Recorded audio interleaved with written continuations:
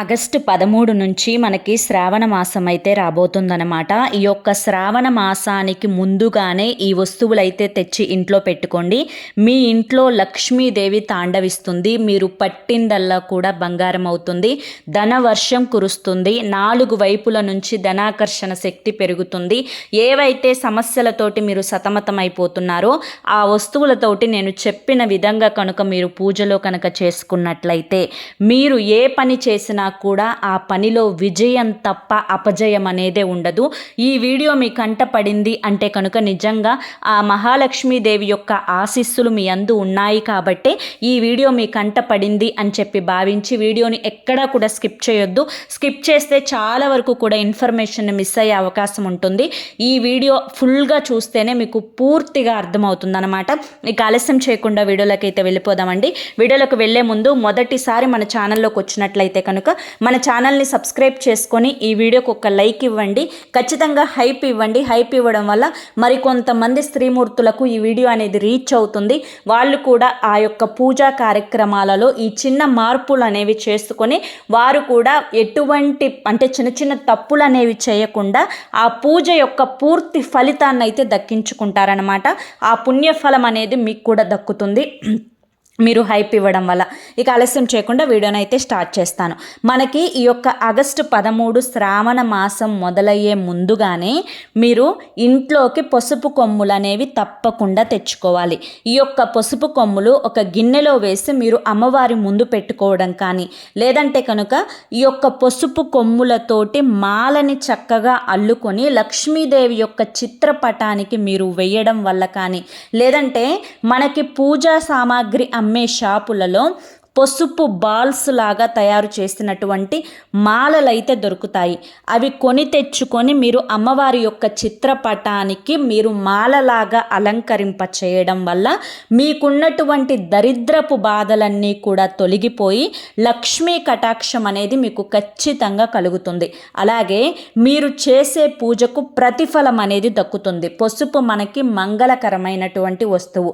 పసుపు లేకుండా ఈ యొక్క శ్రావణ మాసంలో అమ్మవారి యొక్క పూజ అనేది చేయకూడదు. చాలామంది కూడా రకరకాల నైవేద్యాలు అనేవి సమర్పించుకుంటారు, కానీ పసుపు కొమ్ములు మాత్రం సమర్పించారనమాట. కాబట్టి తప్పకుండా పసుపు కొమ్ములు పెట్టడం కానీ లేదంటే కనుక దంచిన పసుపుని మీరు ఒక గిన్నెలో వేసి కుంకుమ పసుపు పెట్టడం కానీ ఇలా తప్పకుండా చేయాలన్నమాట. ఇక తరువాత వచ్చేసి అమ్మవారి యొక్క చిన్న విగ్రహాన్ని తెచ్చుకోండి. మీ దగ్గర శక్తి ఉంటే వెండిది తెచ్చుకోండి.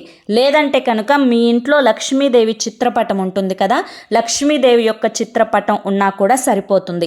ఇక్కడ విగ్రహం అని ఎందుకు చెప్పాను అంటే ప్రతి శుక్రవారం కూడా అమ్మవారికి అభిషేకాలు చేసుకోవడానికి, నిత్యం ఈ శ్రావణ మాసం నెల రోజులు కూడా అమ్మవారికి కుంకుమార్చన అనేది చేసుకోవడానికి ఉపయోగపడుతుంది అన్న ఉద్దేశంతో. అలా కనుక మీరు తెచ్చుకోలేకపోతే లక్ష్మీదేవి యొక్క చిత్రపటం ముందు పాదాల దగ్గర కూడా మీరు కుంకుమార్చన అనేది చేసుకోవచ్చు అనమాట.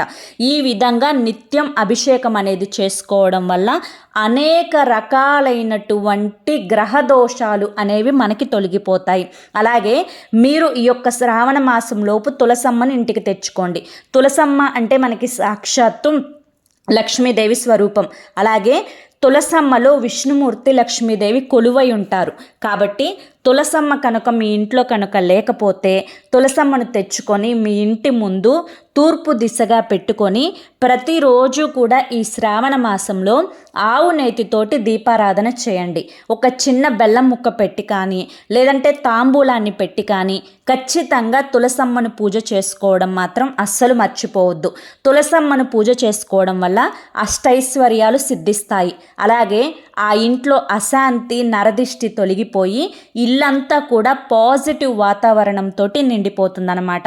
కాబట్టి ఖచ్చితంగా తులసమ్మను ఇంటికి తెచ్చుకొని మీరు పూజ చేసుకోండి. ఒకవేళ ఇంట్లో ఉంటే కనుక తులసమ్మ కుండీని ఈ యొక్క శ్రావణ మాసానికి శుభ్రంగా నీట్గా కడిగి పసుపు రాసి కుంకుమ బొట్లు పెట్టి చక్కగా మంచిగా రెడీ చేసుకోండి, అలంకరణ చేసుకోండి. ఇక తర్వాత మీరు తెచ్చుకోవాల్సిన వస్తువు ఏంటి అంటే కనుక ఆవు పిడకలు. ఈ ఈ ఆవు పిడకలు మీరు స్వయంగా తయారు చేసుకున్నా కూడా పర్లేదండి. లేదంటే మనకి ఇప్పుడు పూజా సామాగ్రి అమ్మే షాపుల్లో ఆవు పిడకలు అనేవి దొరుకుతున్నాయి. ఈ యొక్క ఆవు పిడకలు అంటే మనకి దైవ శక్తి అనేది ఎక్కువగా ఉండేటువంటి ఒక వస్తువు. ఈ యొక్క ఆవు పిడకలు అనేవి ఈ యొక్క శ్రావణ మాసంలో శుక్రవారం రోజు, మంగళవారం రోజు, శనివారం రోజు కొంచెం గుగ్గిలము సాంబ్రాణి వేసి మీరు ఇల్లంతా కనుక పొగ చూపించినట్లయితే మన ఇంట్లో ఉండే నెగిటివ్ శక్తి, దుష్ట శక్తి, చెడు శక్తి బయటకు వెళ్ళిపోయి దైవ శక్తి అనేది అమాంతం పెరిగిపోతుంది. అలాగే ఆ ఇంటికి నరదిష్టి అనేది ఉండదు. ఇల్లంతా కూడా పాజిటివ్ వాతావరణంతో నిండి ఉంటుంది. కాబట్టి ఖచ్చితంగా ఆవు పిడకలు అనేవి తెచ్చుకునే ప్రయత్నం అయితే చేయండి. ఇక తర్వాత చాలామంది కూడా చేసేటు తప్పేంటి అంటే కనుక ఇప్పుడు ప్రతి ఒక్కరికి కూడా సిమెంట్ రోడ్లు అయితే ఉంటున్నాయి. సిమెంట్ రోడ్డుల మీద చాలామంది కూడా చాక్ పీసులతోటి ముగ్గులైతే వేస్తున్నారు. కానీ ఈ శ్రావణ మాసానికి మీరు ముగ్గు పిండి తెచ్చుకొని ఇంట్లో పెట్టుకోండి. మనకి ముగ్గు పిండి ఎక్కడైనా కూడా దొరుకుతుంది. పల్లెటూరుల్లో అయితే ఉప్పు ముగ్గు రెండు కూడా కలిపి తీసుకొచ్చి అమ్ముతారనమాట. కాబట్టి మీరు ఈ యొక్క శ్రావణ మాసం అన్ని రోజులు కూడా ఒకవేళ మీది మట్టి నేల అయితే కనుక ఆవు పేడతోటి కల్లాపి చల్లి మంచిగా ముగ్గుపిండితోటి ముగ్గు పెట్టుకొని పసుపు కుంకుమ వేసుకొని అలంకరించుకోండి. ఒకవేళ సిమెంట్ రోడ్డు అయితే కనుక నీటితోటి కడిగేసేసి కూడా అక్కడ కూడా ముగ్గుపిండితోటి వేసుకోండి. ఒకవేళ అపార్ట్మెంట్స్లో ఉండే వాళ్ళైతే కనుక చక్కగా ఈ విధంగా పసుపు కలిపినటువంటి ఆ యొక్క పసుపు ముద్దతోటి ఈ విధంగా అలుక్కొని నీట్గా ముగ్గుపిండితోటి ముగ్గు పెట్టుకోవచ్చు. లేదంటే మనకి బయట ఎర్రమన్ను దొరుకుతుందండి. ఆ ఎర్రమన్నుతో కూడా చక్కగా మీరు అలికి ముగ్గు అయితే పెట్టుకోవచ్చు అనమాట.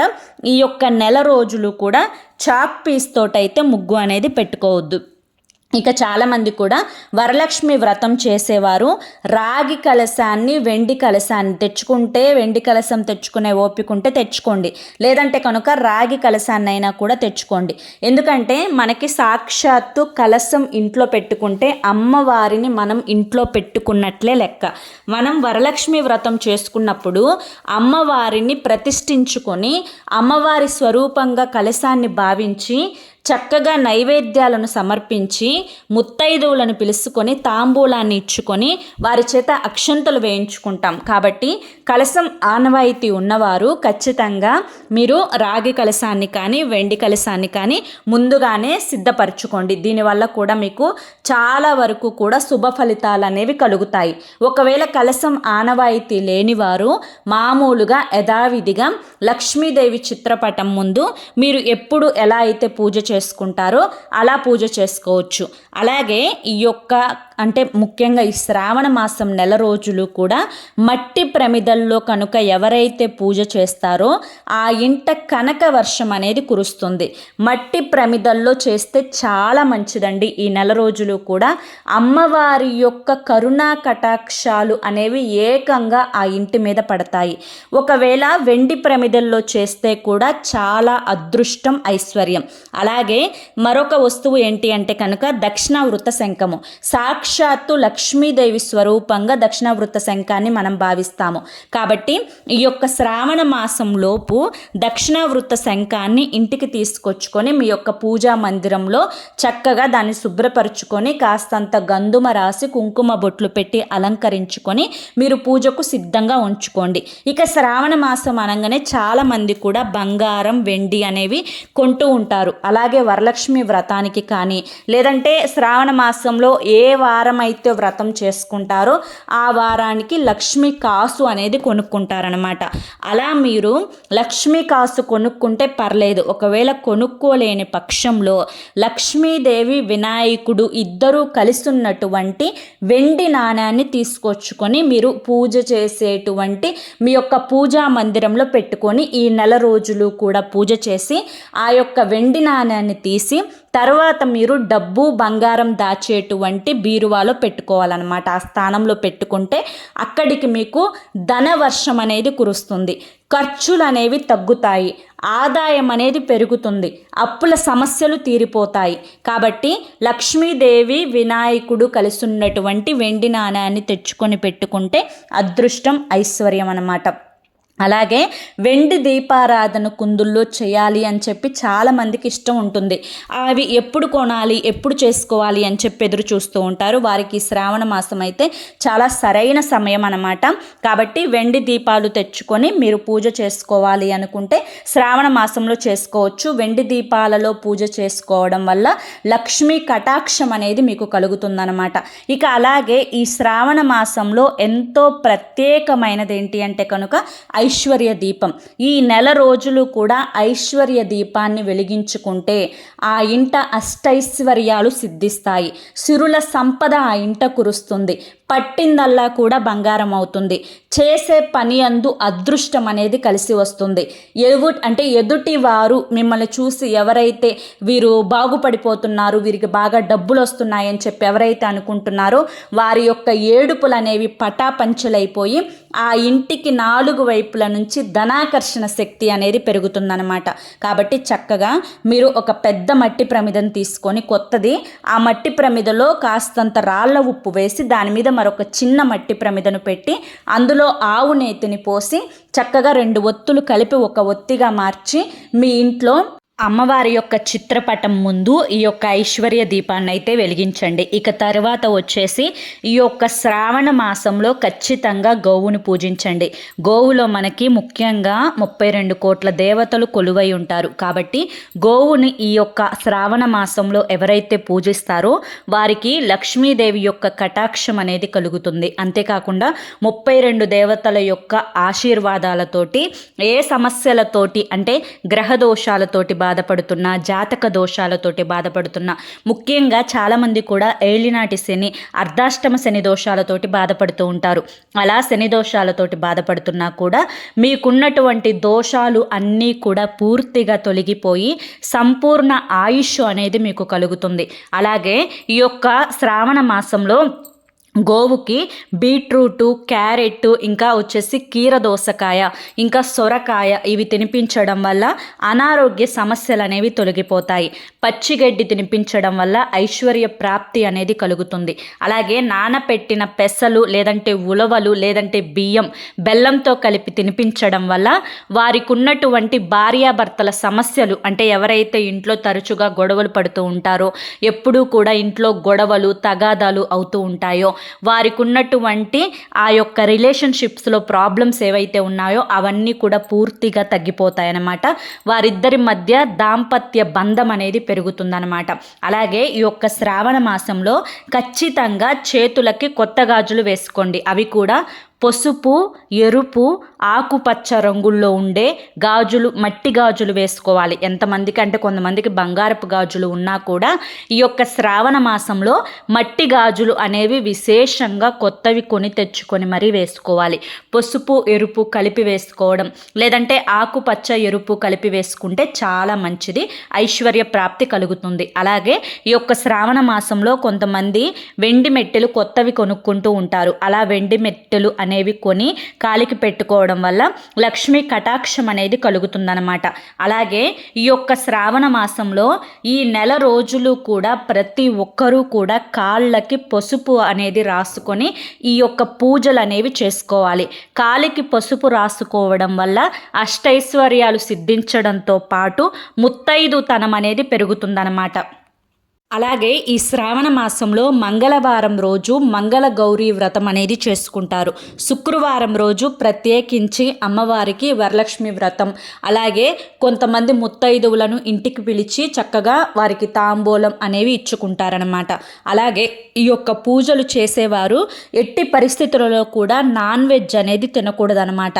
ఈ యొక్క నెల రోజులు కూడా నాన్ వెజ్ అనేది తినకుండా ఉంటే చాలా మంచిది. అమ్మవారు మనకి శ్రావణ మాసంలో భూలోక సంచారం చేసి భక్తుల కోరికలను తీరుస్తూ ఏ ఇంట అయితే శుభ్రత అలాగే మంచిగా గొడవలు లేకుండా ఒకరికి ఒకరు అర్థం చేసుకొని ప్రేమగా దాంపత్య బంధంలో సంతోషంగా ఉంటారో, అలాగే పిల్లల్ని చాలా చక్కగా పెంచుతారో, అంటే పిల్లల మధ్య కూడా గొడవలు లేకుండా ఏ ఇల్లు అయితే ప్రశాంతకరమైనటువంటి వాతావరణంతో ఉంటుందో, ఏ ఇల్లు అయితే శుచి శుభ్రత అనేది కలిగి ఉంటుందో ఆ ఇంట లక్ష్మీదేవి అడుగుపెట్టి తిష్ట వేసుకొని కూర్చుంటుంది. కాబట్టి ఈ యొక్క శ్రావణ మాసంలో మీరు ఎన్ని పూజలు చేసుకున్నా కూడా కనీసం ఒక 5గురికైనా కానీ పండు తాంబూలం ఇచ్చే ప్రయత్నం చేయండి.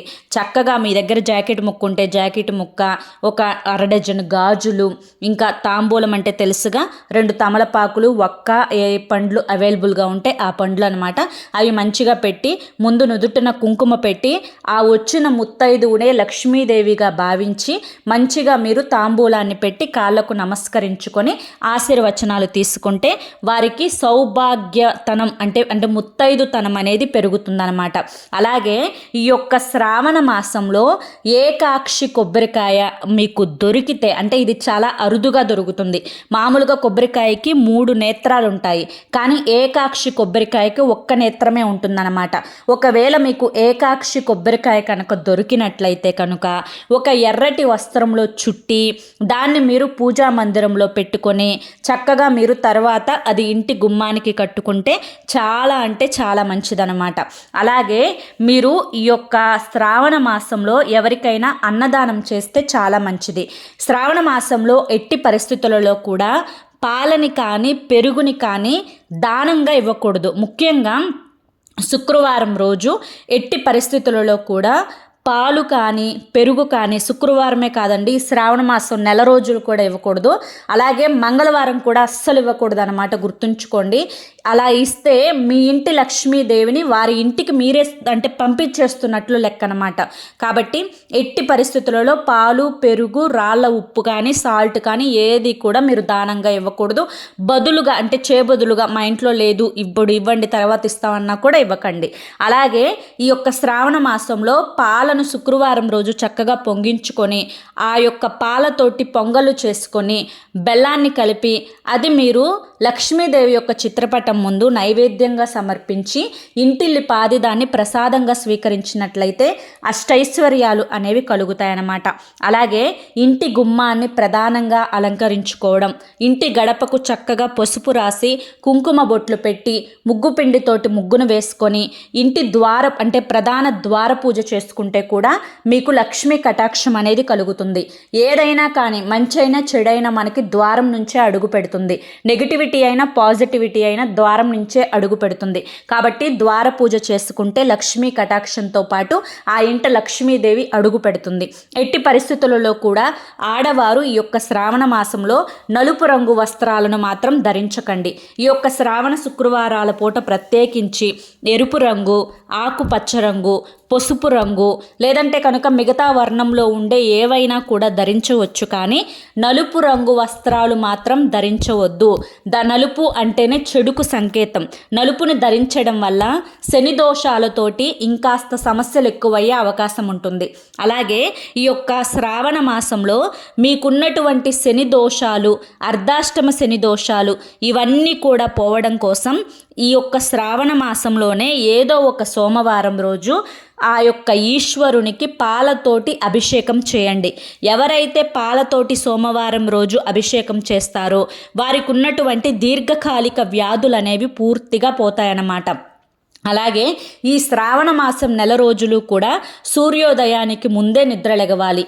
అలాగే లక్ష్మీదేవికి కుంకుమార్చన చేయడం, ఎర్రటి పూలతోటి అమ్మవారికి అభిషేకం చేయడం వల్ల చాలా అదృష్టం ఐశ్వర్యం అనేవి కలుగుతాయి.